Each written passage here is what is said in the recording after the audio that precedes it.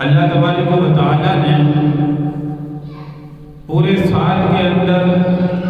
یہ چند راتیں ہمیں ایسی عطا کی ہیں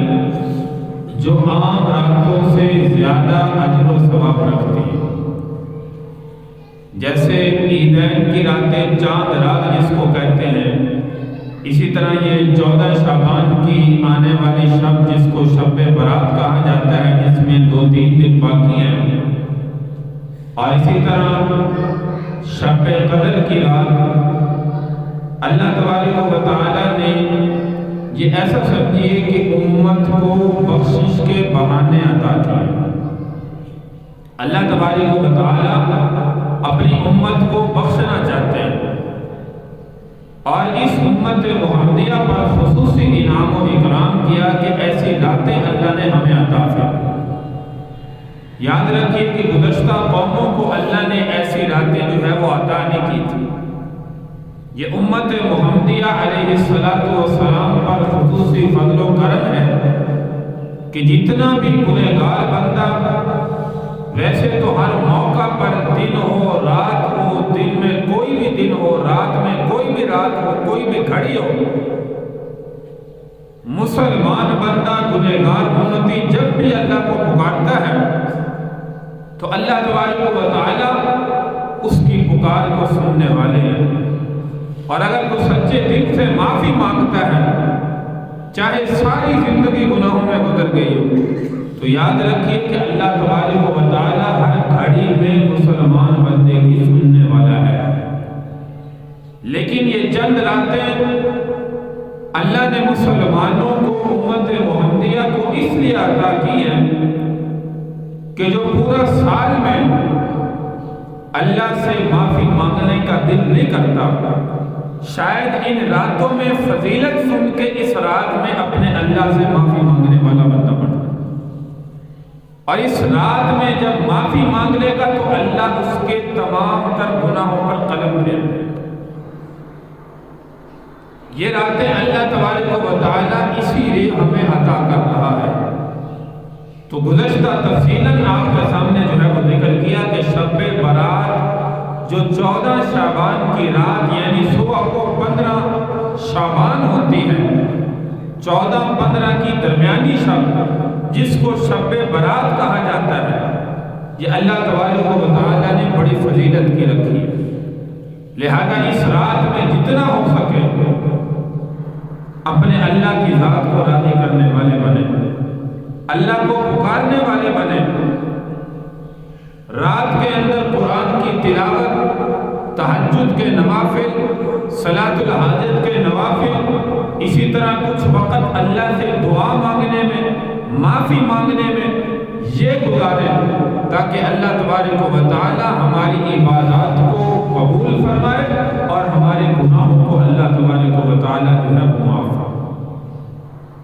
قل یا عبادی الذین اسرفوا علی انفسہم لا تقنطوا من رحمت اللہ۔ اللہ کی رحمت کے خزانے میرے بھائی بڑے وسیع ہیں، بے حد وسیع ہیں۔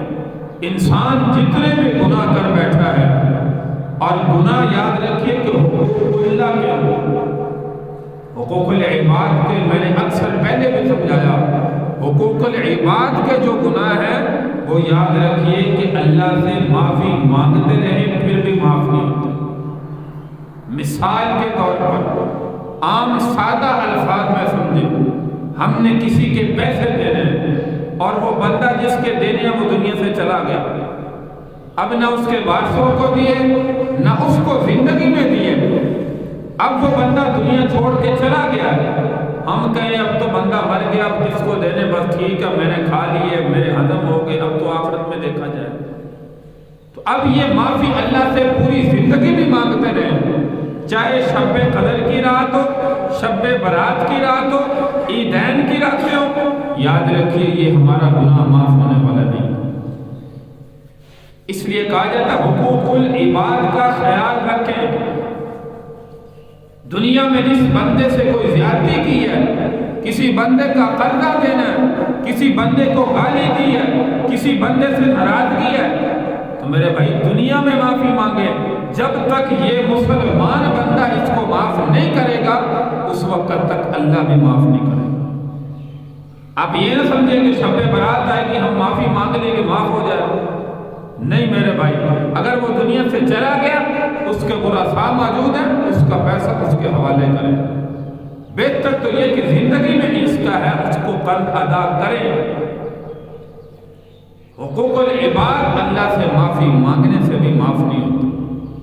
اس لیے کسی پر زیادتی کی ہے، کسی پر ظلم و زیادتی کی ہے، کسی کی زمین غصب کی ہے، کسی کی کوئی چیز دینی ہے، وہ دنیا میں اپنی زندگی میں اس کو معاف کروائیں۔ اگر آپ دے نہیں سکتے اس کی منت سماجت کریں، یار میرے پاس اتنی گنجائش نہیں ہے، خدا کے لیے مجھے دنیا میں معاف کر دے، یہ نہ ہو کہ آخرت میں تو میرا گریبان پکڑنے والا بنے۔ اس لیے کہا جاتا ہے اگر کسی نے کسی کی کوئی چوری کی ہے، وہ زندگی میں جا کے معافی مانگے کہ یار میں نے تیرے اتنے پیسے چوری کیے تھے، فلاں چیز چوری کی تھی، لہذا انسان کی زندگی کا کوئی پتہ نہیں، اس لیے خدا کے لیے مجھے معاف کر دے، میرے پاس دینے کی گنجائش نہیں ہے۔ آپ سچے دل سے جائیں گے تو بندے بھی جو ہے وہ معاف کر دیتے ہیں۔ اور گزشتہ میں نے کہا کہ 5 بندے ایسے ہیں جن کی بخشش ان راتوں کے اندر بھی پیارے پیغمبر صلی اللہ علیہ وسلم نے فرمایا کہ ممکن نہیں ہے۔ ان 5 بندوں میں سے بھی اگر بندے آپ جو ہے وہ یہ عادات ہمارے اندر ہیں تو اس سے پہلے جو ہے وہ معافی مانگ لیں کہ ہماری موت واقعہ نہ ہو، اگلا لمحہ شاید ہماری موت کا نہ ہو۔ اگر آپ کے دل میں کسی کے لیے بغض ہے، کینہ ہے، حسد ہے، اپنے اللہ سے معافی مانگے کہ یا اللہ آج تک اس بندے کے بارے میں میرے دل میں جو بھی بغض تھا، دشمنی تھی، برائی تھی، آج کے بعد میں توبہ کرتا ہوں، آج کے بعد میں اپنے دل میں کسی کے لیے بغض نہیں رکھوں گا۔ ہاں یہ اپنے اللہ سے آپ معافی مانگ سکتے ہیں اور آئندہ اپنے دل میں بغض اور کینے کو جگہ نہ دیں۔ اسی طرح شراب کے عادی ہیں تو شراب کی عادت چھوڑ کر سچے دل سے اپنے اللہ سے معافی مانگنے والے۔ یاد رکھیے یہ قرآن کا فیصلہ ہے، وَلَا تَعَاوَنُوا عَلَى الْإِثْمِ وَالْعُدْوَانِ۔ ایک ہے بندہ شراب پینے کا عادی، شراب پیتا ہے یا کوئی نشہ کرتا ہے، اور ایک بندہ ایسا ہے جو نشہ نہیں پیتا، گناہ نہیں کرتا، لیکن اس کو اس کے ساتھ اشارہ کرتا ہے، اس کے ساتھ ملا ہوا ہے، معاونت کرتا ہے، مدد کرتا ہے۔ کوئی بندہ پوچھتا ہے کہ فلاں نشہ وہ چیز کہاں سے ملے گی، یہ بندہ کہتا ہے فلاں بندے سے تجھے ملے گی اور کہیں سے نہیں ملے گی، فلاں بندے کے پاس جاؤ۔ اب یہ جو راستہ بتا رہا ہے، یاد رکھیں یہ بھی اس کے ساتھ برابر کا شریک ہے۔ اللہ کا قرآن کہتا ہے وَلَا تَعَاوَنُوا عَلَى الْإِثْمِ وَالْعُدْوَانِ، گناہ پر کسی کی معاونت بھی جو ہے وہ نہ کرو۔ وَتَعَاوَنُوا عَلَى الْبِرِّ وَالتَّقْوَى وَلَا تَعَاوَنُوا عَلَى الْإِثْمِ وَالْعُدْوَانِ وَاتَّقُوا اللَّهَ إِنَّ اللَّهَ شَدِيدُ الْعِقَابِ۔ اللہ سے ڈرو، گناہ کے معاملے میں کسی کی معاونت بھی نہ کرو، اگر معاونت کرو گے تو یاد رکھو کہ تم بھی اس کے ساتھ برابر کے شریک ہو۔ اب یہ بندہ یہ نہ سمجھے کہ میں کون سا پی رہا ہوں، میں کون سا یہ گناہ کر رہا ہوں، میں کون سا زنا کر رہا ہوں، میں کون سا چوری کر رہا ہوں، میں کون سا ڈکیتی کر رہا ہوں، میں کون سا جو ہے یہ فلاں غلط کام کر رہا ہوں، میں نے تو صرف اس کو بتایا۔ تو یاد رکھیے بتانے والا بھی اس کے ساتھ مکمل جو ہے وہ شریک ہے، اللہ کے دربار میں اس کی بھی پکڑ ہوگی۔ اس لیے میرے بھائی کسی بھی گناہ پر، یہ میں نے ایک عام مثال دی ہے، کوئی بھی دنیا میں گناہ ہے، اگر کوئی بندہ معاملت کرتا ہے تو وہ برابر کا اس کے ساتھ جو ہے وہ شریک ہوتا ہے۔ تو اس لیے میرے بھائی اس معاملے میں اللہ سے ڈرنے والے بنے۔ آپ شراب کی عادی ہیں، شراب چھوڑ کے اللہ سے معافی مانگے۔ میں نے کہا ان راتوں میں اللہ ایسے بندے کی بخشش نہیں کرتا، والدین کا نافرمان ہے تو اپنے اللہ سے معافی مانگے، یا اللہ آج تک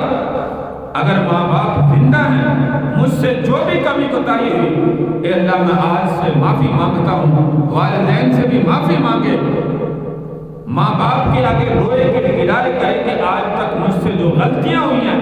آج کے بعد میں کوئی غلطی نہیں کروں گا، آپ کی نافرمانی نہیں کروں گا، فرما برداری والی زندگی گزاروں گا۔ تو میرے بھائی اللہ تبارک و تعالیٰ اس بندے کے گزشتہ گناہوں کو معاف فرما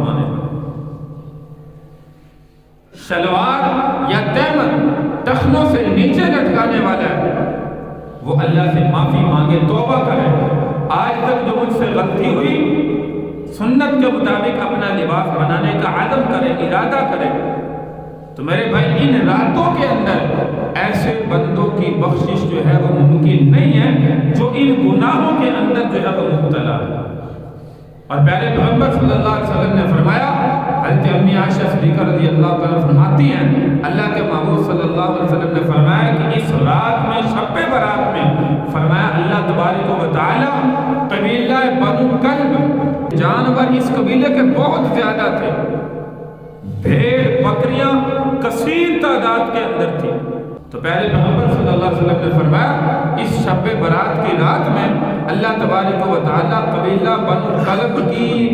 بھیڑ بکریوں کے بالوں کی بقدر اللہ تبارک و تعالیٰ بندوں کی بخشش کا فیصلہ فرماتا ہے۔ اتنی فضیلت والی رات شب برات جو آنے والی ہے، تو اس لیے میرے بھائی